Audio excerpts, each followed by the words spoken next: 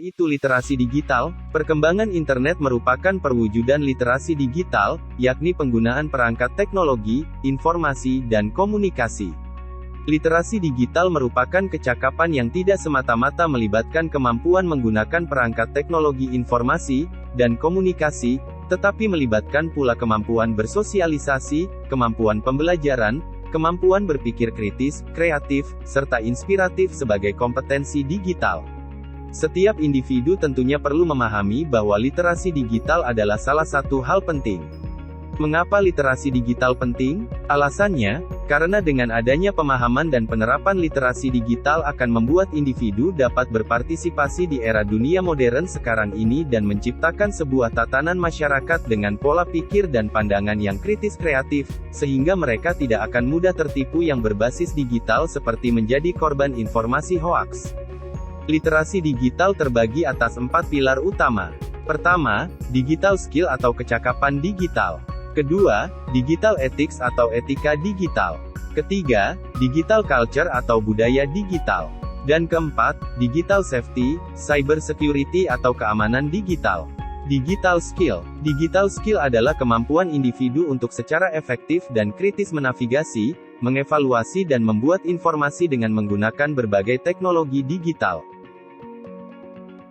Contoh kehidupan sehari-hari, dengan cara mempelajari aplikasi Canva. Siapa yang di sini eksis dan suka bikin konten, baik Instagram, Facebook, TikTok ataupun YouTube? Pasti ada kan? Dalam pengeditan konten, kamu bisa memanfaatkan aplikasi Canva. Canva menyediakan template dengan berbagai macam ukuran. Dengan itu, kamu bisa memulai desain sesuai dengan ukuran template yang kamu suka. Digital ethics. Etika digital adalah kemampuan individu dalam mempertimbangkan baik atau buruknya sebuah perilaku tata kelola digital dalam berkehidupan masyarakat. Contoh kehidupan sehari-hari yang bisa dijumpai adalah cyberbullying. Cyberbullying sering terjadi di seluruh dunia. Cyberbullying adalah kejadian manakala seorang anak atau remaja yang diejek, dihina, diintimidasi, atau dipermalukan oleh anak atau remaja seusianya melalui media internet. Cyberbullying sering terjadi di situs Facebook, WhatsApp, dan Instagram. Pelaku cyberbullying melakukan ini biasanya hanya untuk mencari sensasi dan adanya paksaan dari dalam diri pelaku itu sendiri. Cyberbullying dapat menyebabkan stres sampai menyebabkan kematian kepada korban. Undang-Undang ITE telah menjelaskan bahwa barang siapa yang sengaja menyebabkan informasi atau dokumen elektronik yang berisi muatan penghinaan atau pencemaran nama baik akan dipidana penjara dengan waktu maksimal 6 tahun atau denda maksimal 1 miliar rupiah. Ayo ciptakan dunia tanpa cyberbullying. Digital culture. Digital culture atau budaya digital adalah hasil olah pikir, kebiasaan, kreasi dan cipta karya manusia yang berlandaskan media digital. Contoh kehidupan sehari-hari yang dapat kita jumpai adalah penggunaan aplikasi Gojek, baik itu menyewa jasa antar jemput, beli tiket bioskop, bahkan membeli makanan bisa langsung dari aplikasi Gojek. Digital safety atau cyber security.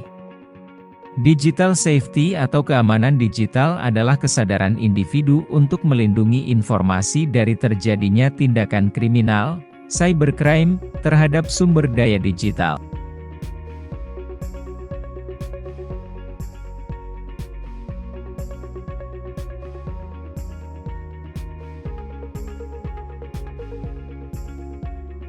Di kehidupan sehari-hari, keamanan data adalah hal penting.